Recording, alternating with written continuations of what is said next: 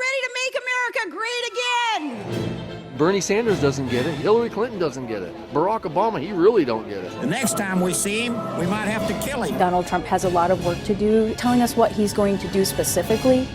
I continue to believe Mr. Trump will not be president. And the reason is because I have a lot of faith in the American people.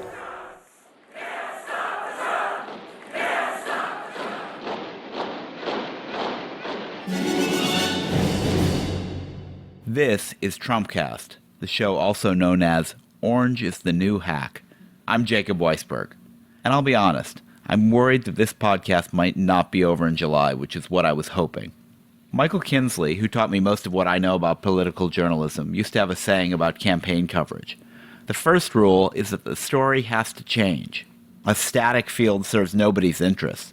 There's a whole vocabulary of frontrunners and underdogs, momentum, beating expectations that we in the press use to keep the story evolving. If you were listening to the TV commentary last night after the New York primary, you might have noticed that last week's narrative, Trump can't get to 1,237 delegates by the end of the primaries, is now out the window. And never mind that Trump today is only fractionally more likely to get to 1,237, even with his pickup of some extra delegates in New York. According to Politico, 1,237 is no longer the real magic number. Trump, who gets nothing if not media dynamics, has figured out how to support the inevitability narrative. He's pivoting, another one of those words we in the press like to use, to become a more acceptable Republican nominee. Last night, when he gave a victory speech, it wasn't Lion Ted this and Crooked Hillary that. It was Senator Cruz and Governor Kasich. As he recently told Greta Van Susteren of CNN, I will be changing very rapidly. I'm very capable of changing to anything I want to change to. I found that quote in a piece by Mark Leibovich of the New York Times Magazine. My conversation with him is coming up. But first, you may have heard Trump's speech at a campaign stop in Albany when he said this. But you are going to be so proud of your country because we're going to turn it around and we're going to start winning again. We're going to win so much. We're going to win at every level. We're going to win economically. We're going to win with the economy. We're going to win with military. We're going to win with health care and for our veterans. We're going to win with every single facet. We're going to win so much, you may even get tired of winning. And you'll say, please, please, it's too much winning. We can't take it anymore. Mr. President, it's too much. And I'll say, no, it isn't. We have to keep winning. We have to win more. We're going to win more. We're going to win so much. Good afternoon, Mrs. Harris. Sorry for the wait. What's the trouble today? Doctor, I am tired all the time. I feel like I can't get out of bed in the morning. Coffee doesn't work. I'm irritable. I'm snapping at my husband and my kids all the time over nothing. I can't get any work done. I can barely keep my eyes open. Any dietary changes or medications that correlate with the onset of these symptoms? Not that I can think of. It really started last year, around summer of 2017. Just when the policies President Trump put into place in his first 100 days started to show their effects. I mean, the country just started winning. And at first it was great to be winning. I mean, everyone loves to win. I wasn't even aware that statehood was a competition, but there we were, just winning at every level. We're winning with the economy. We're winning with the military. We're winning with health care and for our veterans. And we're just winning and winning. Slow down. Just take a breath. I just want to say to him, please, it's too much winning, okay? I can't take it anymore. I feel like I can't breathe. Okay, just try to relax. We're seeing a lot of this. This is what we in the medical community are calling policy-induced victory fatigue. It's very common when an elected official takes power and is so effective so quickly. It can be a lot for the body to process. I mean, what about all these other countries? Don't they deserve to win a little? Is this a zero-sum game? Are we running up the score? Can we really keep it up with the winning? I mean, he says we have to keep winning and we're going to win and we're going to win more. And Mrs. Harris, please, you're becoming unhinged. Why do we have to win so much? Can't we have a draw or something just once? Nurse, we have another one. She'll need to be restrained. Come with me, ma'am. Very sad. Put her with the rest of them. Wait, where am I going? Is there losing in there? I just want to lose something, just one thing. I can't bear all the winning. I mean, come on, he's got to fire somebody. You're fired, you're fired, you're fired, you're fired. That was Winning, produced in partnership with Second City. It was written by Steve Waltine and performed by Julia Weiss Chelsea Devantez, and Nicole Bishop. My guest today is Mark Leibovich of the New York Times Magazine. Mark, you saw this Trump pivot coming a mile away. How did you know this was going to happen? Well, first of all, he said it was going to happen. He kept saying, I'm just going to pivot to becoming more presidential, and you're going to see this, and you're going to praise it. And that's exactly what happened. I mean, I think an odd bit of the Trump genius is that he comes out and names the stupidity that we engage in with this process, quite transparently. And I think we're seeing it now. He says a few quasi-gracious things, and everyone in the media remarks upon it and praises him and talks about how he's maturing, and oh my goodness, the operation has been professionalized. So this is very, very, very dangerous for Hillary Clinton. I mean, no one else says I'm going to pivot. It's like the doctor saying I'm about to give you a placebo. I mean, is this his sort of That's exactly what it is. Brilliance at media manipulation? He knows this is the stage of the campaign where this is what's required of him, and he has no qualms about just saying he's going to do it before he does it? Yeah. I mean, in a way, there's a very, very, very high comedy notion behind this. I mean, I don't think he gets it that way. I mean, I think the layers of meta have just sort of rolled in on themselves now, where Trump believes that the message, or he is such a product of the media and such a product of all of the tropes and so forth, that he just sort of recites them as he's doing them. I mean, I remember George Bush 41 got in trouble or was mocked, I guess in maybe 91, 92, around then, when he said, "Message, I care," which clearly was written in a bullet point somewhere. And he was kind of almost, I think, subtly mocking the stupid sort of scriptedness of it. And I always had a warm spot for Bush 41 sort of calling out the artifice of it in a weird way. But I think he was mocked more than praised for that. Yeah. The new, just in the last 24 hours since the vote in New York, the new narrative seems to be, Trump's inevitable again because of this big win. Has anything actually changed? I mean, he got a few more delegates in New York, but is his position vis-a-vis getting 1,237, is it really different now than it was yesterday? Not really. I mean, I think this is fairly predictable. I mean, you would hope it's predictable. I mean, I think, maybe the lameness and inadequacy of the Ted Cruz candidacy to do anything outside of his sort of comfortable box of smaller caucus states or, maybe some Midwestern, Western states, this underscores that a little bit. But no, I mean, I think that this is a rare point in the campaign where the narrative might be more important than it would have been a couple of months ago, because, I do think that the smaller population of delegates, possibly unbound delegates, do respond to the more shallow kind of media-driven notions like momentum more than actual vote, bound delegates in Iowa might be.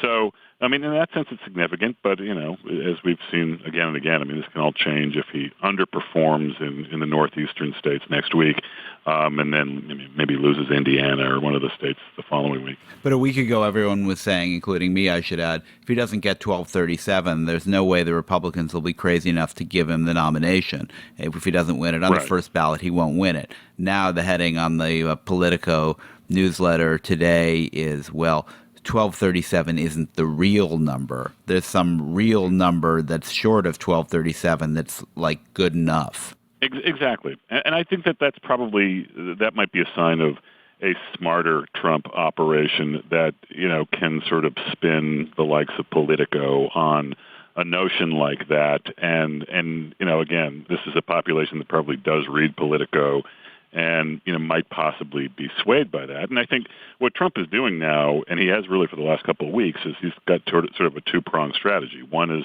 to campaign on the ground in New York, but the other is to kind of preemptively delegitimize the process by which he could lose. And, to some degree, that's a guerrilla and sort of press-driven operation. And in that sense, the likes of Politico and a lot of the chattering classes are playing, into that to his benefit. He's been, until now, Mark, Trump's been kind of understaffed. I mean, he's had these kind of, sort of lightweight people working for him. He's got a new Svengali, this guy Paul Manafort, who has a long history of working for dictators, so he should know how to handle Trump. But do you think some of this is coming from Manafort, this pivot and the change in approach?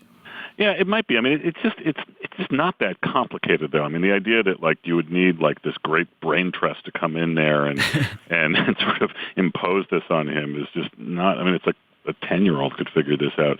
So, I mean, I think where they are deficient or have been deficient is in a delegate tracking or sort of a more mechanical preparation thing, which is, I think, really cost them delegates. And I don't think it's that hard to get up from 0 to 50 in a couple of weeks on something like this. Whereas, if he had no ground operation, which he doesn't, I mean, that's a bigger problem. You can't fix that overnight. But yeah, clearly there are more grown-ups in the room. And again, though, the notion of a pivot and like sort of tweaking your tone a little bit is not complicated. I mean, it's amazing that it hasn't happened yet, but what's equally amazing to me and equally absurd is that anyone would fall for this. And again, you have very, very respectable, certified media people who are just so breathlessly impressed that Trump would be somewhat gracious and not say Lion Ted in his victory speech last night. I mean, to me, that's preposterous. I mean, I do think that the insulting of our intelligence that Trump really does, perform so well is something that everyone willingly plays into, which I think is, the political media at its absolute worst. When you read that piece about a month ago, Mark, which I would point out was called "Look Out for the Trump Pivot," you also pointed out a potential pitfall of this coming pivot, which is you wrote that if your campaign's a cult of personality, how can you modulate the personality and still have a cult? So is this the problem he's going to have now that he's toning it down?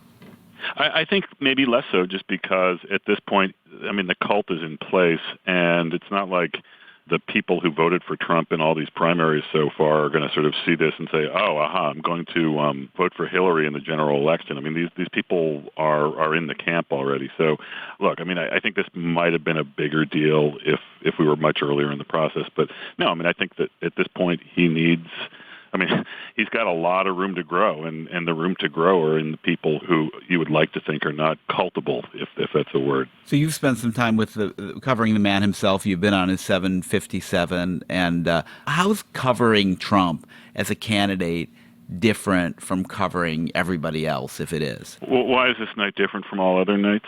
Yes, exactly. Appropriate question for Passover. From all other narcissists on this religious week for the Jews.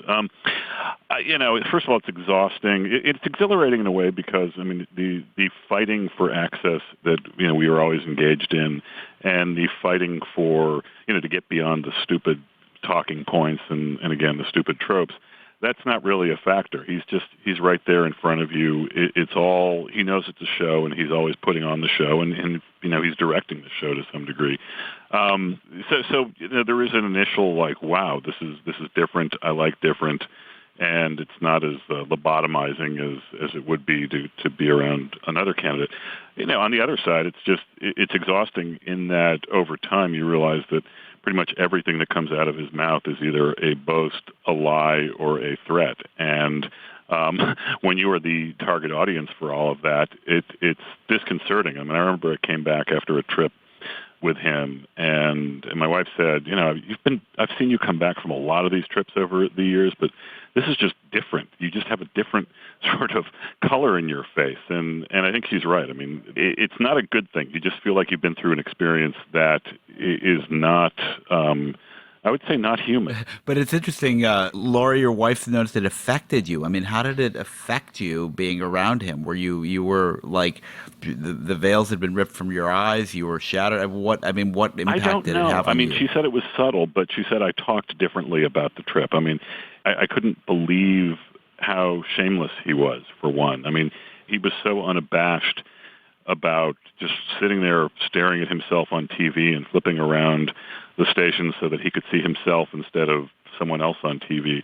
And it was amazing. Just, you get used to this humility, or this ethic of humility, or frankly an ethic of false humility among candidates that just does not exist for him. And it's also an ethic of shame that, normal, fairly well-adjusted people are capable of internalizing that he doesn't have either. I mean, he does not, subscribe to any of the kind of graceful, dignified, quasi-sheepish behavior that you're used to seeing among politicians. So, I don't know. I mean, clearly, this is the kind of subtle thing that a spouse, I guess, can pick up over many years. And But no, I was sort of struck by the fact that she noticed it.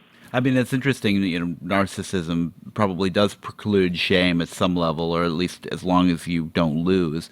But you think Ted Cruz can ultimately be shamed in a way that Donald Trump can't?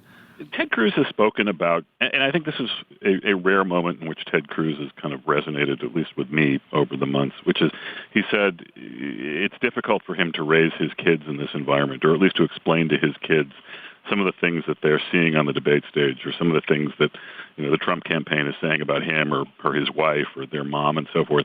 I mean, I remember about a month and a half ago that moment in one of those debates where they were just going completely nasty after Trump, and the moderator, I forget who it was, just said, "So, you all still going to support the nominee, whether it's Trump or not?" And then Rubio, Kasich, and Cruz just all said, yeah, sure, we'll all do it. And that was a thoroughly demoralizing moment, for me at least, and I remember writing about this. And the reason was, I mean, this is why Trump is winning, because, they can attack him and they can be completely appalled by his behavior, but at the end of the day, there's absolutely nothing more important than the orthodoxy of party loyalty and the pledge we made to the RNC. And again, that's the kind of nonsense that I think Trump is an antidote to. Mark, having spent time with Trump, does he have an off switch? I mean, does he have a personal side or a place he goes to when he's not performing? I remember actually at one point I asked him, we were in his actual apartment, and I said, "So at what where in this apartment do you take off all your clothes and put on boxer shorts and then, go watch TV and eat potato chips or whatever it is you do?" And he said, "Oh, I don't know, maybe upstairs or something." But now after we were on a long flight to California from Dallas where he had just done a rally, and he was just on for several hours consecutively, first at the rally and then through a bunch of TV interviews and then just, trying to perform for me. And we got to L.A. really late at night, about maybe 11 o'clock L.A. time, and I was on East Coast time, and I assume he was too. And we got in the car, and I didn't want to hear him anymore, and I assumed, he was just sick of, I needed to be by myself. And we got to the airport, and unfortunately I couldn't get to where the cabs were, so he had a limousine, and he said, "Here, well, I'm going to Beverly Hills. Why don't you just, come in the limousine, and I'll have the driver drop you off at your hotel." So we're sitting there, and he looks at me and said, "Okay, I do not speak. I'm done. I need to just sort of sit here." And I was sort of very relieved that he actually was, he wanted to decompress like a fairly normal person would. And on the entire drive, I mean, me and the maybe 6 or 7 staff people who were in the van didn't say a word. And he was, looking at his phone the whole time, and I was looking at my phone, but no one was saying anything. And then after I got out of the car, I went onto my Twitter feed, and it was clear that Trump had spent the entire, or much of the trip tweeting what happened at the rally and tweeting how he had just arrived in L.A. And so I guess his mode of sort of decompression was to tweet in the dark after a long day. Mark, thanks for joining me on the show. Jacob, anytime.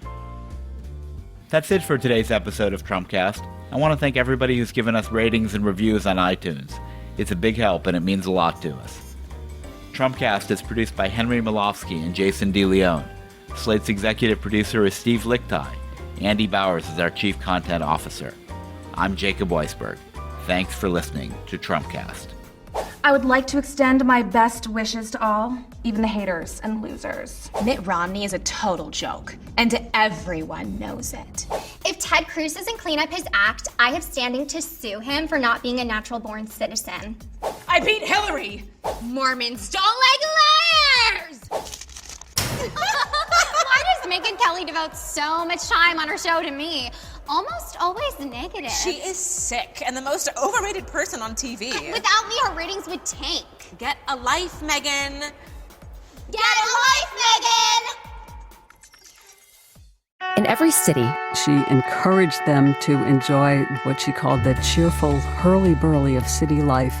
In every town. And now we've just been around long enough, and the town looks so much better. There are people who want to change things. And I thought, oh my gosh, that is so cool. Why can't we do that in my community and other communities everywhere? To make them better. My point to them is it can be better. It can be better than that. it'll be different. Or to protect things from getting worse. If you're a responsible person, you have to oppose things that are dumped right on your neighborhood, right in an area that you know about. I'm Rebecca Shear, inviting you to check out Placemakers, the podcast from Slate Magazine about the spaces we inhabit and the people who shape them. Subscribe now to Placemakers. You'll never look at your community the same way again.